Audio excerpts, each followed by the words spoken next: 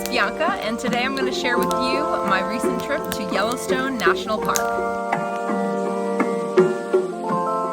Yellowstone is known for its hydrothermal features like Old Faithful and the Grand Prismatic Hot Spring. Yellowstone is located on top of a giant magma chamber that heats the water underground and creates geysers and hot springs that you can go and see while you're in the park. But it was once home to indigenous people like the Kiowa, Crow, and Tukudika tribes. Yellowstone is now home to lots of large animals, ones I have not gotten to see living here in New York, such as elk, moose, bears, including black bears. Unfortunately, I didn't get to see any grizzly bears, and coyotes and wolves.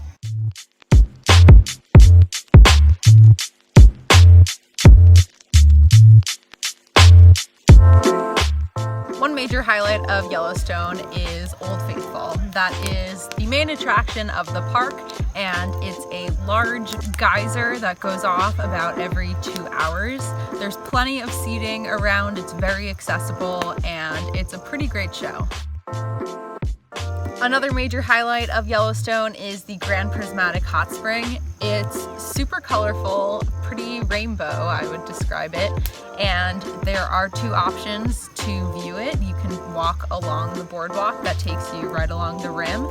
You could also take the boardwalk that takes you up and there's a view so you can look down on it. I think you get a better view that way. If you continue along that trail, you will come to Fairy Falls, which is another awesome feature of Yellowstone. I highly recommend going to visit that. And you can continue even further along that trail to see Imperial Geyser, which is an active geyser off to the side of the trail. It's got turquoise blue water with some orangey, red, rusty colored bacteria mats and a very active geyser. If you're really loving the hydrothermal features, another highlight of Yellowstone is the West Thumb Geyser Basin. There's a parking lot, and as you walk off of it, there's a boardwalk that takes you across lots of different hydrothermal features. They're pretty awesome to see, very accessible and easy to get to, and you get to see a little bit of Yellowstone Lake from there.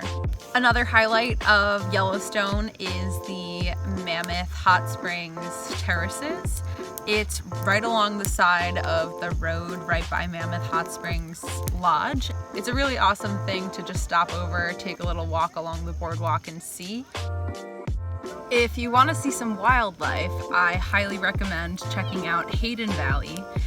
The drive goes right through it, and there's a pretty good chance that you'll get to see a herd of bison roaming through there. A few times while we were driving through, there were bison that hold up traffic. Lots of people want to stop and take a look. They are in rut season right now, so we got to see the males trying to court a female. They would roll around in the dirt, try to show their strength, sniff the females, follow them around, and even fight off some other bison if they needed to in order to get their lady. We saw lots of baby bison. It was a really cool experience to sit there and watch them. If you're staying anywhere in the park, you do have a pretty good chance of seeing some other wildlife. For example, we got to see a bull elk. It was a giant male that had huge antlers, and he was right outside the cabins from Canyon Lodge. So we were driving over to get dinner and we saw him crossing the road. Another night when we were staying in a campsite, there was a pack of coyotes. My sister even got to see one. She turned on her headlamp and it was standing right there in the middle of our campsite. So you've got a pretty good chance of seeing wildlife at any point in your trip in Yellowstone. Some hikes that I can recommend in Yellowstone are the Fairy Falls hike that takes you to see the overlook of Grand Prismatic, Fairy Falls, and then Imperial Geyser. The main hiking trail that we did was along the Bechler River. I had reserved campsite 9D3 ahead of time. I highly recommend you reserve your campsites ahead of time because it is very difficult to get them walk up. We got 9D3 along the Bechler River mostly because I really wanted to see what is known as Mr. Bubbles. It's a hydrothermal feature. It's about 15 miles from the Lone Star trailhead. It is where a hot spring meets a cool river, and right where they meet there's this little pool that bubbles up from a hydrothermal feature, and you can go swimming in it.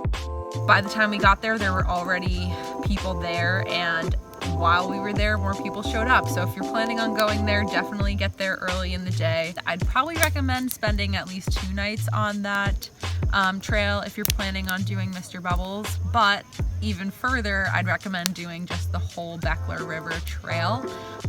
There are some pretty awesome waterfalls that you get to see if you follow along further south. That is something I would love to go back and get to do. In terms of camping in Yellowstone, I had reserved ahead of time to camp along the Bechler River. Like I said, we stayed at 93. But if you cannot stay in the park and you're looking to camp, there are some awesome campsites right outside the park if you are headed north towards Gardiner. I stayed in a campsite in Cabella recreation area, and it's free to camp there. You just park your car and set up your tent. It's right along the Yellowstone River.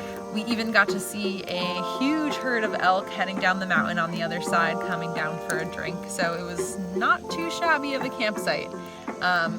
It also had a toilet, if that is something you're concerned about, but a little bit before that, closer to the entrance, the north entrance of the park, there is also the Yellowstone Hot Springs campsite. It's, I think, $7 to stay the night, and you just park your car, set up in your designated campsite, and you're good to go. The cabins and lodges are another option for staying in Yellowstone National Park. I stayed in the Canyon Lodge cabins, as well as a cabin in Mammoth. When I stayed in the cabins at Canyon Lodge, there was an awesome trail that takes you straight to overlook the Grand Canyon of Yellowstone, and especially going there at night or towards sunset, you can see some amazing stars. There's no light pollution there, so you'll see way more stars than you probably usually get to see. So those are the highlights of Yellowstone National Park. I hope you enjoyed. I will see you next time on my next adventure. Thanks for watching.